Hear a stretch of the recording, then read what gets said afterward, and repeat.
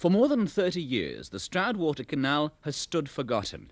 But there's always the hope of a comeback, and for the Stroud Water Canal, that moment could be near. Back in the 1970s, a plan was hatched to reopen the Stroud Water navigation following its demise. Since then, a 5-mile stretch has been restored through Stroud, thanks to millions of pounds and the efforts of bands of volunteers that, like today, turn out in all weathers. And there's a big challenge coming up. This is the Whitminster roundabout, but look what used to be here.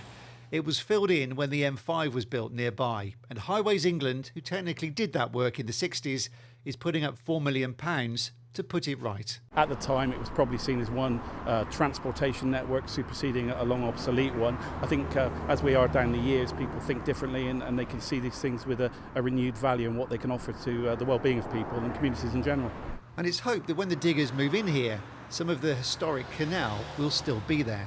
What we found is when locks were taken out of commission, they were basically filled up with spoil. And so our experience is, we dig down, we quite expect to see Bristol Road Lock appear somewhere in the middle of the roundabout. They never took the walls down, they just filled it in. And that actually preserves brick structures and wooden structures extremely well. But this project is more than just reopening a waterway. The restored canal in the centre of Stroud has already attracted new housing and business. It's about people, it's about health and well-being, it's about biodiversity, wildlife, it's about economic development.